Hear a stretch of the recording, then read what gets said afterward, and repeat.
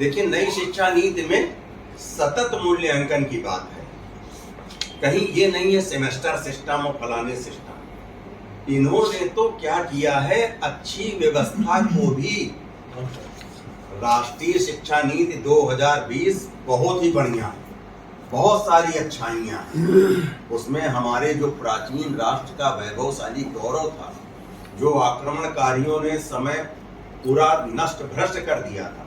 हम सभी जानते हैं कि समय समय पर हमारे ऊपर आक्रमण होते रहे।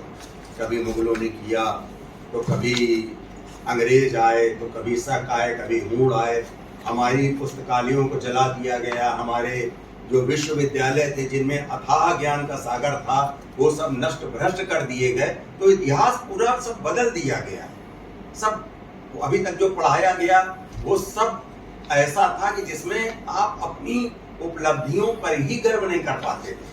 आपका बच्चा जानता ही नहीं था कि अरे हमारे यहाँ ऐसे गणितज्ञ थे, हमारे यहाँ ऐसे भी वैज्ञानिक थे जो बड़े बड़े उपकरणों के बिना ये बता सकते थे कि ग्रह कैसे चल रहे हैं, कौन से ग्रह का कैसा रंग है, कौन से ग्रह का सृष्टि पर कैसा प्रभाव है।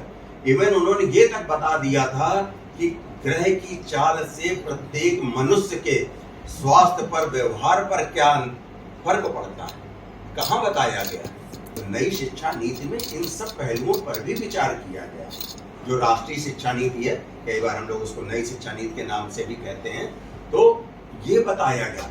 ऐसा नहीं कि केवल प्राचीन बातों पर ही जोर दिया गया है, विश्व में क्या क्या टेक्नोलॉजिकल विकास हो रहे हैं राष्ट्रीय शिक्षा नीति में, उसके बारे में भी पूरा ध्यान रखा गया। राष्ट्रीय शिक्षा नीति में इस बारे पर भी ध्यान रखा गया है कि स्किल की कितनी कमी है। गोयल साहब बता रहे थे कि प्लम्बर नहीं मिलते अच्छे, एसी ठीक करने वाले अच्छे नहीं मिल रहे हैं।